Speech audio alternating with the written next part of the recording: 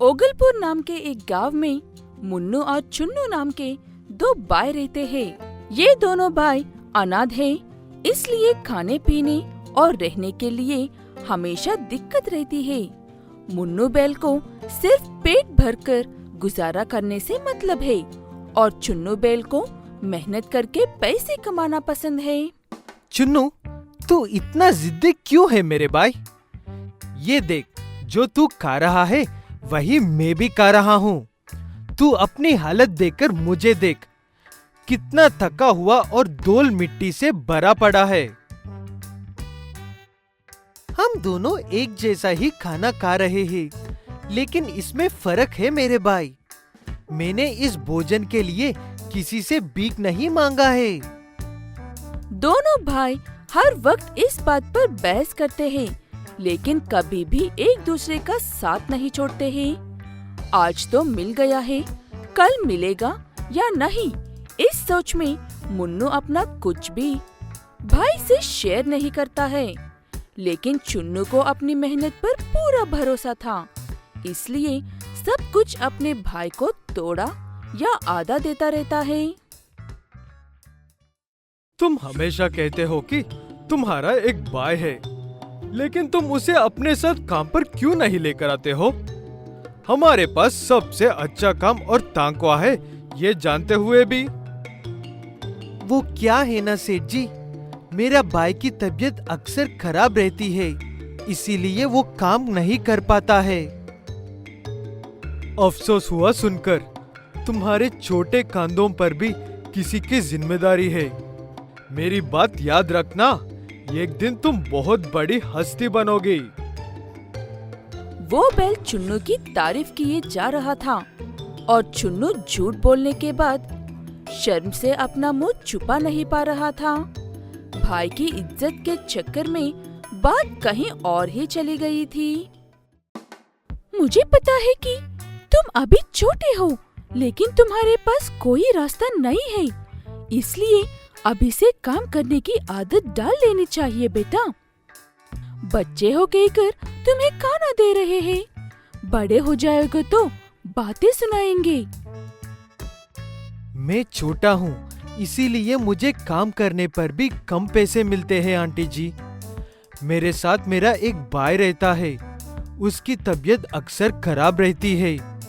काम करने पर इतने पैसे नहीं मिलते कि मैं हम दोनों के लिए खाने का इंतजाम कर सकूं। तुम तो एक अच्छे बच्चे और अच्छे भाई निकले। मैंने तुम्हारे बारे में जो भी सोचा उसके लिए माफी चाहती हूँ। ऐसे कहते हुए वो गाय मुन्नू की खूब तारीफ करते हुए उसे थोड़ा ज्यादा भोजन देकर भेजती है। उस दिन मुन्नू बहुत ही खुश होकर घर लौटकर आता है और चुन्नू बहुत ही दुखी होकर आता है। दोनों भाई एक ही वजह से दुखी और खुश थे। क्या बात है भाई, आज उदास लग रहे हो?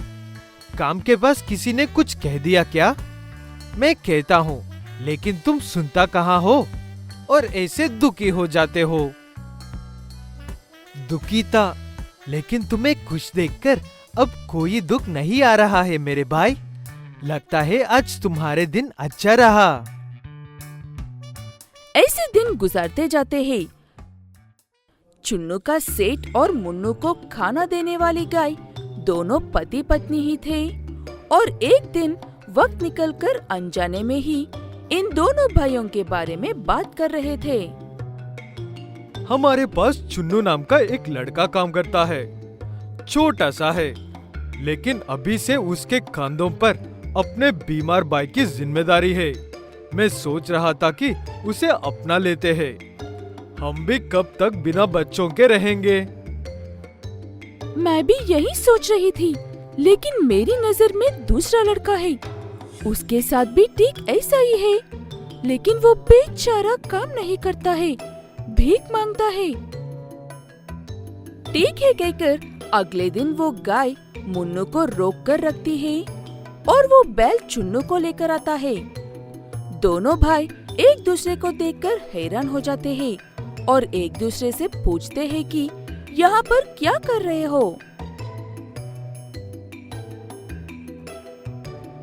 तुम दोनों एक दूसरे को जानते हो? कहीं तुम दोनों भाई तो नहीं हो ना? मुन्नू डर जाता है, लेकिन चुन्नू हिम्मत से सच बताता है। वो देखकर दोनों पति पत्नी खुश होते हैं और चुन्नू को ही अपना बेटा बनाना चाहते हैं। लेकिन गाय अच्छे मन वाली थी, इसलिए चुन्नू के भाई को सुधारने के लिए उसे भी गोद ले लेती है और उसे मेहनत करने का महत्व सिखाती है। मुन्नू हर रोज बैल के साथ काम पर जाता है और चुन्नू घर पर रहता है। ऐसे दोनों भूखे भाइयों को वो परिवार मिलता है जो उन्हें सही गलत की सीख देते हैं। टाइटनपुर नाम के एक गांव में नेबुला नाम की एक बहुत ही कंजूस गाय अपने बेटे और पति के साथ और नई बहू के साथ रहती है।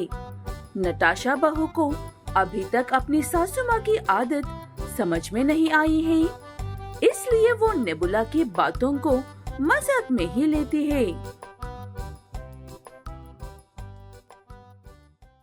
ये क्या कर रही हो बहू तुम? कल रात का बचा हुआ खाना है माँ जी, वही फेंकने के लिए जा रही हूँ। मुझे पता था ये बैनर की पत्नी हमें भिखारी बनाकर ही छोड़ेगी। रात का खाना फेंकते नहीं, 2 बूंद तेल डालकर गरम करके लगाते हैं बहू रानी। ऐसे कहते हुए उस रात के खाने में सच में टटका लगाकर अपने पति ग्रूट बेल को दे देती है नेबुला गाय और ग्रूट वो चुपचाप खा भी लेता है। वो देखकर नताशा हैरान हो जाती, बाद में ये बात अपने पति को भी बताती है। माँ ऐसे ही नताशा, तुम उनकी बातों पर ज्यादा ध्यान मत दिया करो। हमारी शादी के बाद पहला जन्मदिन आ रहा है तुम्हारा, इसीलिए माँ और पिताजी इसे अच्छे से मनाने चाहते हैं। हाँ, शायद मुझे इस अच्छे से का मतलब अच्छे से पता है। ऐसे कहकर नताशा चुपचाप सो जाती है। उनकी बातें सुनकर ग्रूट अपनी पत्नी से जाकर कहता है कि चाहे कुछ भी हो जाए, बहू के जन्मदिन में कंजूसी करने की कोई जरूरत नहीं है। ये उनकी बहू के सामने उनकी इज्जत का सवाल है। आप चिंता मत कीजिए, मुझसे भला अच्छा और कौन कर सकता है पार्टी की तैयारी। सजावट से लेकर खाने पीने तक किसी भी चीज में कोई कमी नहीं होगी। तुम अपना यही दिमाग मत चलाओ नेबुला। सब अच्छे से होने चाहिए, मतलब अच्छे से ही होना चाहिए, कोई कंजूसी नहीं।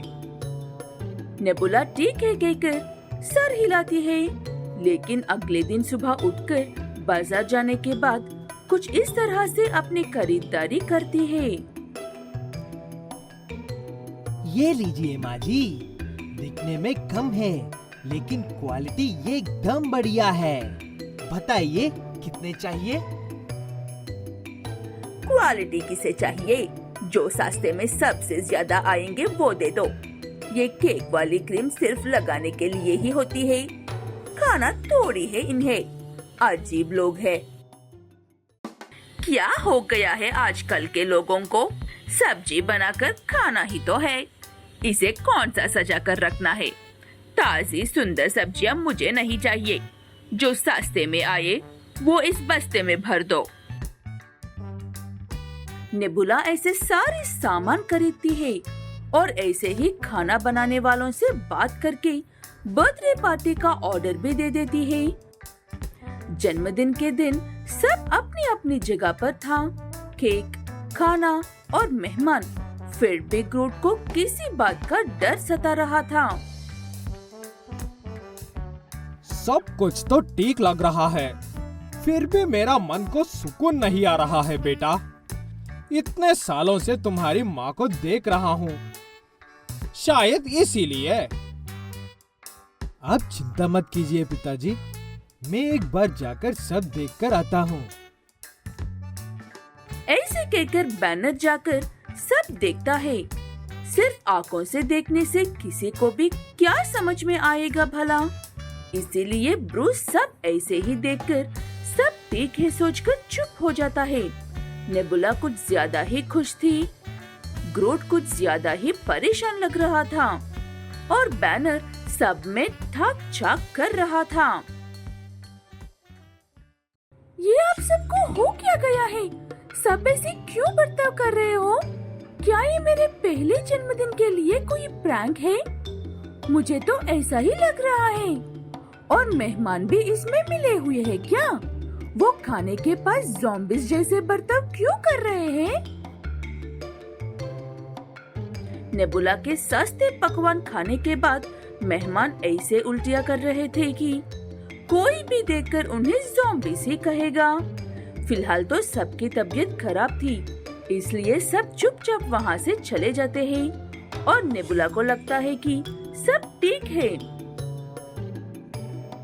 नेबुला, ये क्या था? क्या डालकर बनाया है ये भोजन?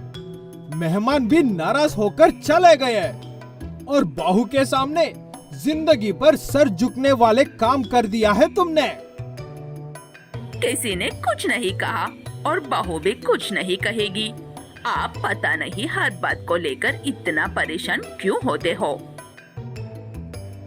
नेबुला ऐसे बहुत शांत होने का नाटक करते हुए सबको शांत रहने को कहती है, लेकिन तभी अपने चेहरे पर केक क्रीम लगाए हुए गाय बेल बड़े गुस्से में उनके घर आकर ना भोजन ढंग था ना केक।